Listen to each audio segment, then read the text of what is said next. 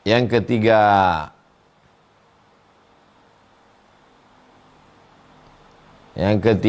adalah Allah mau mengangkat kita ke derajat level makom tertinggi. Ya ayyatuhan nafsul mutmainnah, wahai orang yang jiwanya sudah mutmainnah, tenang, irji'i ila rabbiki radiyatan mardiyah, kembalilah engkau kepada Allah radiyah. Inilah makam yang tinggi, radiyatan mardiyah. Radiyah ridho, mardiyah diridhoi. Lebih dulu diridhoi atau ridho? Lihat bunyi ayatnya. Irji'i ila rabbiki radiyatan mardiyah. Kamu dulu ridho. Kamu dulu ridho, baru Allah menjadikan kamu ridho. Berusaha untuk ridho, berarti kita sedang naik level. Coba lihat sebelum hijrah dengan setelah hijrah. Coba perhatikan sebelum Islam dengan setelah Islam. Sebelum Islam merasa diri sialan, anak paling sialan, suami sialan, tanggal lahir sialan, tahun lahir sialan, keluarga sialan, generasi sialan, menyalahkan orang lain, menyalahkan diri. Tapi begitu Islam datang, ujiannya tetap datang. Tapi dia mengatakan, mungkin Allah mau jadikan saya ridho, maka saya mesti ridho duluan. Saya ridho duluan. Saya bayar dulu DP-nya, baru nanti Allah ridho. Jadi Islam ini memberikan aura positif, membangkitkan semangat. Orang bayangkan kalau tidak datang Islam zaman jahiliyah dulu. Bangun pagi, menggantungkan nasib pada burung, menggantungkan nasib pada pohon kayu, menggantungkan nasib pada arah terbang, menggantungkan nasib pada suara burung, menggantungkan nasib pada orang.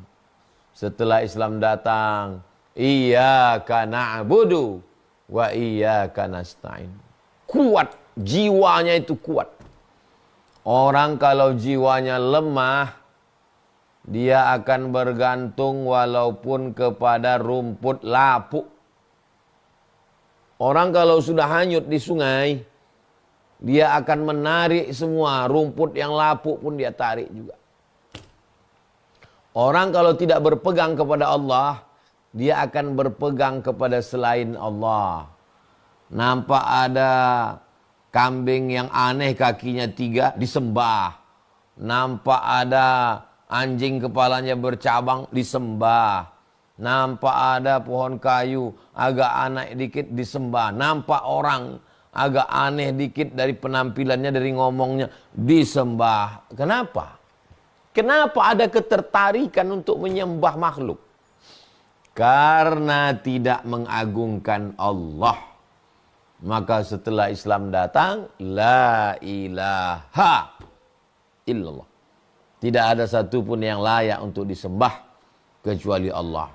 Kayu, batu, lembu, hantu, kuku, tidak ada satupun yang layak disembah. Mentauhidkan, memurnikan tauhid kepada Allah Subhanahu wa taala. Allahu Akbar.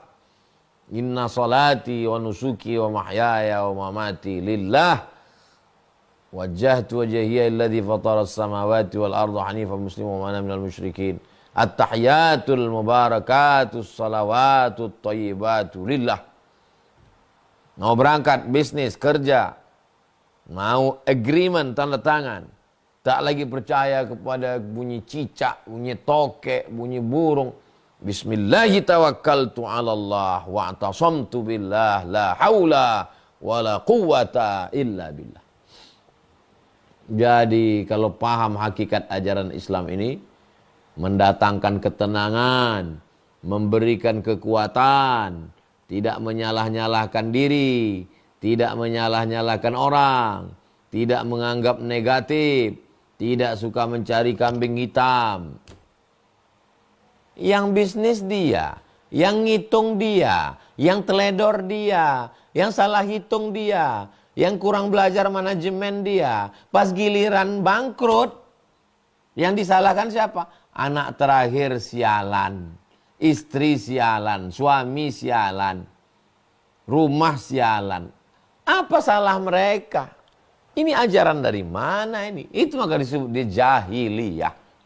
Apakah masih ada jahiliyah di abad 20 ini? Iya, banyak sekali orang masih jahiliyah. Menganggap orang di sekitarnya sialan semua. Padahal dia yang sialan. Sialannya apa? Ya sialannya nggak mau belajar. Begitu banyaknya tempat belajar. Lebih hinanya lagi, nggak mau belajar, menggantungkan nasib ke dukun. Na'udzubillah summa na'udzubillah. Jadi kalau kita sudah faham, kita sudah ngaji, maka kita tinggalkan pemahaman keyakinan tentang sialan-sialan. Kalau terjadi sesuatu yang tidak mengenakkan, tidak menyenangkan, tidak sesuai dengan keinginan, ada 3 kemungkinan. Bahwa yang pertama Allah menghapuskan dosa, yang kedua Allah Subhanahu wa ta'ala ingin membuat kita dapat pahala dari amal hati. Yang ketiga, Allah ingin kita diridhai dengan berusaha ridha dengan ketetapan Allah saat tidak sesuai keinginan kita dengan kenyataan. Kalau masalah jodoh, inginnya begini, kenyataannya begini. Dalam keadaan transaksi bisnis, inginnya begini, kenyataan begini. Kalau sesuai keinginan kita dengan keinginan Allah, taufik namanya. Allah ingin kita bersyukur, alhamdulillah. Kalau keinginan kita ke sana, keinginan Allah begini, tak sesuai dengan kenyataan, Allah ingin kita ridha dan bersabar. Di dalam ridha dan sabar juga ada balasan pahala terindah.